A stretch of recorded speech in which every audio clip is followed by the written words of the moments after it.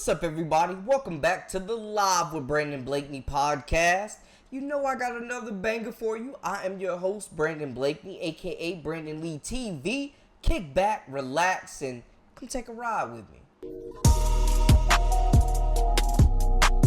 You are now locked into the Live with Brandon Blakeney podcast. Here is your host, Brandon Blakeney. So we know the Indiana Fever were up big on the Phoenix Mercury, up 30 at one point, and lost the lead, almost lost the game. And a lot of people are putting this on Christie's sides with her decision making and her lack thereof of executing for this team, dealing with the X's and the O's. And Caitlin Clark was visually frustrated after she was in attack mode and Coach Sods told her to defer, and it ended up in a turnover.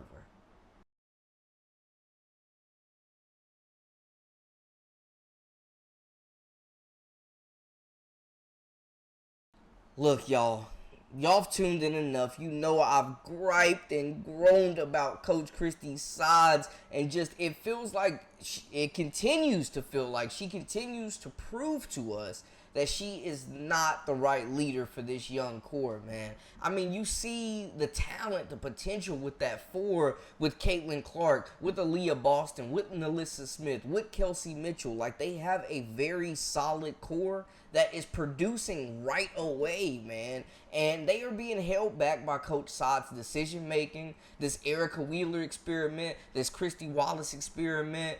The lineups have not been right. We see Celeste Taylor came back, and I told y'all she was a WNBA player and she would be back. Saw her out there guarding Caitlin Clark. It didn't matter. Clark was out there cooking.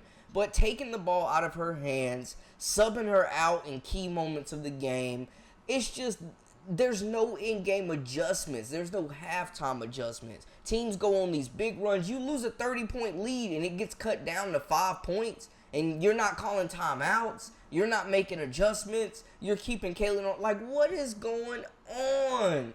Coach Sods is just self-sabotage at its finest. They were lucky to win this game. The Mercury were without some very key players, man. Natasha Cloud, Diana Taurasi, neither one of them played in this game. They're starting backcourt. Then Brittany Griner gets hurt. So this is a very short-handed team. It should have been business as usual for the Fever. They were up 30 at the end of the third and let the Phoenix Mercury claw back into this one, man. Nalissa Smith finished with 14 points and 10 rebounds.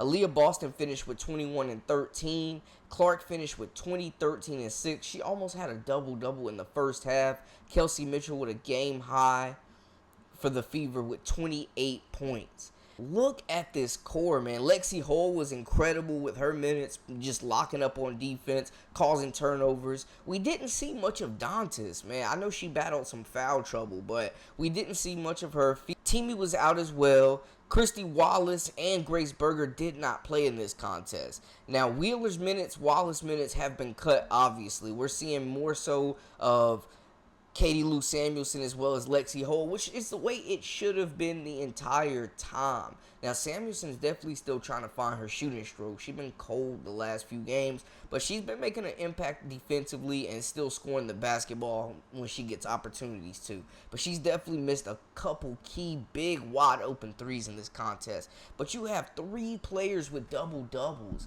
The talent is there. They sit in 7th place. This is a group that is ahead of schedule in their rebuild. I think they're following the blueprint of the Aces, stacking these draft picks, building on this young core, and continuing to surround them with vets. They need another veteran presence in that locker room. But Christie Sods is awful, y'all. She is terrible, and Caitlin was visibly frustrated, like we said in that clip. Just, it's reaching a breaking point where your superstar is frustrated. She needs to go out there and pull a LeBron. We've seen how LeBron gets coaches up out of there when they are not performing. Coach Sods is not the answer, man. She is absolutely terrible, guys. Just the decision making makes no sense. They ask her about it in the post game, and she just it's a coach's decision. Like, what kind of BS is that, man? It's just, it's self-sabotage at its finest, and there's no excuse for it. There's no justifying the decision making. And when your superstar is visually frustrated, just completely pissed and done with the head coach, it's time for a change. I mean, y'all saw the clip. It is done here. We've seen them arguing multiple times. There's friction there. There's absolutely friction. Caitlyn is smarter than her head coach, and her coach is incompetent and does not know how to coach her. And that is the biggest issue with Coach Sides.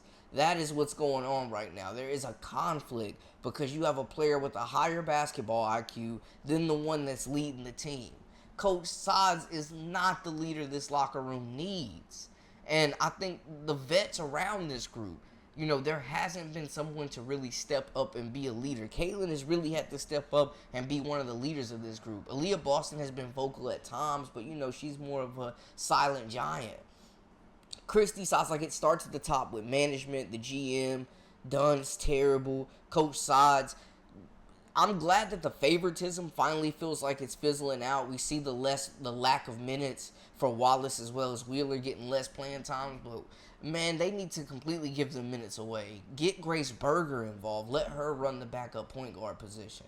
I thought, I still think Celeste Taylor letting her go was a huge mistake. She plays her first day being signed to the Mercury, plays meaningful minutes, and dishes out some assists. Look good at point guard. Respectfully, look good at point guard. But Coach Sides is not the answer here, man.